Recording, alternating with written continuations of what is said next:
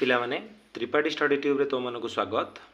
आज आम ओडिया ग्रामर को आलोचना करवा जोटा कि स्कूल पिला माने जमती कि आमर 8, 9, 10 क्लास रो पिला माने होंतु किंबा अन्य जेकोसी कॉम्पिटिटिव एग्जाम रो पिला माने होंतु समस्त की इम्पोर्टेंट होची ओडिया ग्रामर। तेणु ओडिया ग्रामरटा पूरा भलसे आम ए वीडियो रे बुझिबा। के भी वीडियो को मिस करिवनी, पूरा शेष पर्यंत देखिबो। आउ जो माने चैनल को प्रथम करी आछो से माने चैनल को लाइक करिवो, शेयर करिवो और सब्सक्राइब करिवो। तो आउ लेट न करी स्टार्ट करिवा। आमर ओडिया ग्रामर ध्वनि काहा को कहिबा ना आमर भाषार सर्वनिम्न एकक को ध्वनि बोली कहा जाए। तो ध्वनि काहा को कहा जाए ना भाषार सर्वनिम्न एकक को ध्वनि बोली कहि थाओ। ध्वनिर सांकेतिक रूप को कौन कह जाए, जमती कि संकेत हिसाब से हर्षईकार हो जाऊ कि दीर्घईकार, यह सब हूँ सांकेतिक रूप। तो ध्वनिर सांकेतिक रूप को वर्ण बोली कह जाए।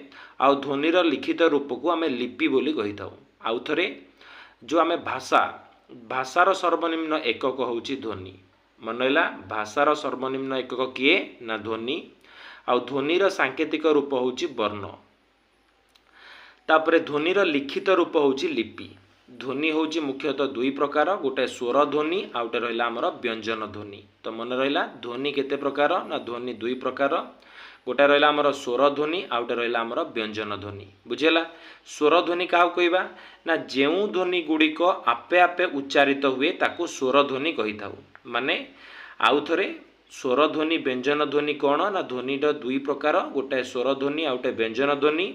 जो ध्वनि गुड़िक आपे आपे उच्चारित होता है, उच्चारित होता है ताकू आमे कौन कहवा स्वर ध्वनि कहवा।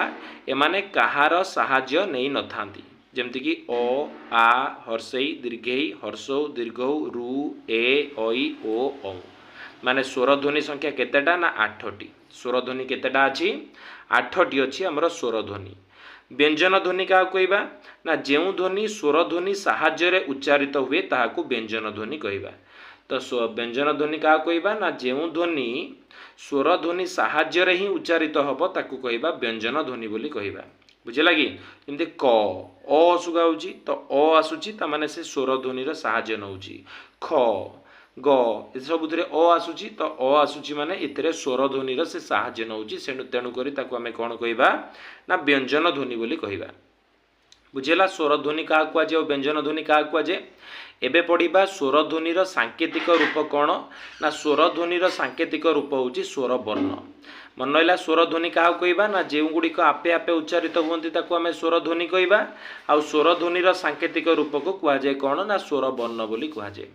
सेमती व्यंजन ध्वनिर सांकेतिक रूप कौन ना व्यंजन वर्ण बोली कहवा। व्यंजन ध्वनिर सांकेतिक रूप कौन ना व्यंजन वर्ण। बुझेला एबे स्वर ध्वनि केतोटी आमे जानिचे स्वर ध्वनिर सांकेतिक रूप स्वर वर्ण। ताले स्वर वर्ण केतोटी ना स्वर वर्ण होची 11टी। स्वर वर्ण केतोटी ना आमर टोटाली आसुची 11टी स्वर वर्ण, जमती कि अ ठारू औ पर्यंत एगुड़ाक सब कौन स्वर वर्ण। पुणी स्वर वर्ण दुई प्रकार, गोटे रहा शुद्ध स्वर आउ गोटे रहा संयुक्त स्वर। बुझेगा आमर स्वर वर्ण पुणी दुई प्रकार, गोटे शुद्ध स्वर आउ गोटे संयुक्त स्वर। शुद्ध स्वर हूँ 8टी आउ संयुक्त स्वर हूँ 2टी। आउ रु को काउंट करा जाएनी, माने ताकू गणना करा जाएनी से 11टा भितरु। ता माने 8टी शुद्ध स्वर आउ 2टा संयुक्त रहिला एई आउ औ। बुझेला कि ए दुईटा कहउचंती संयुक्त स्वर। तो आउ थरे पेजटा देखि नबा। ध्वनि क्या कह जाए ना भाषार सर्वनिम्न एकक को ध्वनि कह जाए। ध्वनि क्या कहवा भाषार सर्वनिम्न एकक। ध्वनिर आमर सांकेतिक रूप को आमे कौन कहवा ना वर्ण बोली कहवा। ध्वनिर सांकेतिक रूप वर्ण हो गला। ध्वनिर लिखित रूप को आमे कौन कहवा ना लिपि बोली कहवा। ध्वनि दुई प्रकार, गोटे स्वर ध्वनि आ गोटे व्यंजन ध्वनि। तापर आमे स्वर ध्वनि क्या कहवा जहाँ आपे आपे उच्चारित होते ताकू स्वर ध्वनि कहवा। जहाँ स्वर ध्वनिर साहाय्य नहीं कि उच्चारित हुए ताकू व्यंजन ध्वनि कहवा। तापरे स्वर ध्वनि आमर रहा 8टी। तापरे स्वर ध्वनिर सांकेतिक रूप रहा स्वर वर्ण आउ व्यंजन ध्वनिर आमर रहा सांकेतिक रूप व्यंजन वर्ण। स्वर वर्ण हूँ 11टी। स्वर वर्ण दुई प्रकार, शुद्ध स्वर आउ गोटे रहा संयुक्त स्वर। शुद्ध स्वर 8टी, संयुक्त स्वर रहा एई आउ औ। बुझेला आमर जो थिला कौन कहल शुद्ध स्वर आउ आमर थिला व्यंजन स्वर दुई प्रकार। स्वर ध्वनिटा आमर जो रहिला कौन दुई प्रकार आमे पढ़ी। जो स्वर ध्वनि उच्चारण हैला बेले जिह्वा आउ ओठर किछि परिवर्तन हुए नाही ताकू आमे शुद्ध स्वर कहवा, जोटा कि 8टी थिला। आउ व्यंजन थिला दुईटी बुझेला कि ताले जेउ स्वर ध्वनि उच्चारित होला बेले जिह्वा आउ ओठर किछि परिवर्तन हुए नाही ताकू आमे शुद्ध स्वर बोली कहिबा। व्यंजन वर्ण क्या कहवा स्वर वर्ण सरीगला स्वर वर्ण टोटाली थिला केतोटी आमर आमे सांगे सांगे पढ़िले स्वर वर्ण आमर थिला 11टी ता भितरु आमर से पुणी दुई प्रकार थिला शुद्ध स्वर थिला आउटे थिला संयुक्त स्वर शुद्ध स्वर थिला आमर 8टी संयुक्त स्वर थिला 2टी तो स्वर वर्ण 11टी सुनी सारले स्वर ध्वनि थिला 8टी स्वर वर्ण होउची 11टी तो ठीक अछि एबे पढ़िबा व्यंजन वर्ण क्या कहवा व्यंजन वर्ण ना जेउ स्वर ध्वनि साहाय्य यह स्वर ध्वनि साहाय्य नहीं उच्चारित होता है यह को व्यंजन ध्वनि कहुए बुझेगा कि यह स्वर ध्वनि साहाय्य नहीं कि उच्चारित होता है ताको व्यंजन ध्वनि कहुए आउ तार सांकेतिक रूप को व्यंजन वर्ण कहुए बुझेगा जे स्वर ध्वनि साहाय्य नहीं उच्चारित हम सी व्यंजन ध्वनि आर सांकेतिक रूप रहा व्यंजन वर्ण व्यंजन वर्ण टोटाली रहा 39 बा 39टी व्यंजन वर्ण पुणी दुई प्रकार गोटे वर्ग व्यंजन आउटे रहा अवर्ग व्यंजन वर्ग व्यंजन रे आसिला 25टी वर्ग व्यंजन आउ अवर्ग व्यंजन आसिला आमर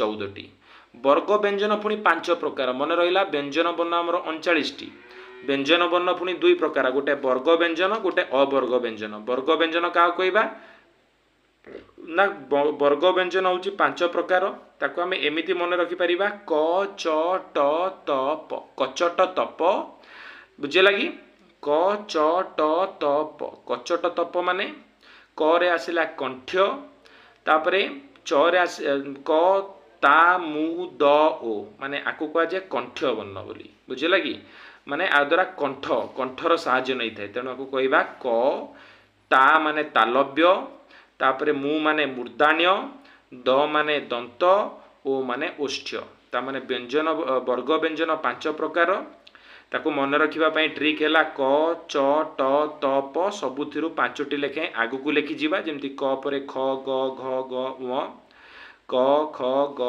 घ उ रहिला क रे आकु कहबा कता मुदा ओ र क आसिला कोन कंठ्य उडा सब कहबा कंठ्यर साहाय्य नैते कंठर तापर च रे आसिला च छ ज झ निय ए आकु कौन कहबा तालव्य बोली कहबा कहिना तालव्य माने ताळु तार साहाय्य नैते बुझेला तो एटा रहला वर्ग व्यंजन हमर जो 25टा थिला सेतर क च तापर आसिला ट रे आसिला ट ठ ड ढ ण बुझेला कि ताको कहबा क ता मु माने मूर्धाण तापर त क च ट त प त रे आसिला त थ द ध न माने 5टी एथरे आसिला दंतर साहाय्य नब तो दंत बुझेला दंत आसिला आमर कोदरे द रे त थ द ध न माने आमर त रे आसिला एटा कहबा दंतर साहाय्य नउथिबा तापर आसिला कचट तप पर आसिला प फ ब भ म आउ आको कहबा ओष्ठ्य आदरे ओठर साहाय्य नै थाए ताले वर्ग व्यंजन 39टा वर्ग व्यंजन दुई प्रकार गोटे वर्ग व्यंजन गोटे अवर्ग व्यंजन रहिला 25टा भितर आमे केमती मन रखिबा कचट तप कता मुद ओ केमती क रे जानिले 5टा आगु को लेखिबा च रे 5टा आगु लेखिबा ए टाइप रो लेखिकी एपट साइड रे आमे कहि देई परिबा आराम से बुझेला कि तो वर्ग व्यंजन हमर कंप्लीट हैला। तो पिला माने आज एतिकी एथिरे आमे ध्वनि केते प्रकार तापरे आम स्वर वर्ण व्यंजन वर्ण आउ ताकू केमिति दुई भाग रे विभक्त करा जायछि ताकू किपरि मने रखिबा से विषय जानिले जदि वीडियोटी भलो लागिथिबो ताले निश्चित भाव रे लाइक करिवे शेयर करिवे सब्सक्राइब करिवे एटा थिला हमर पार्ट 1 पार्ट 2 रे नेक्स्ट देखिबा वीडियोटी देखिथिबारु समस्त को बहुत बहुत धन्यवाद।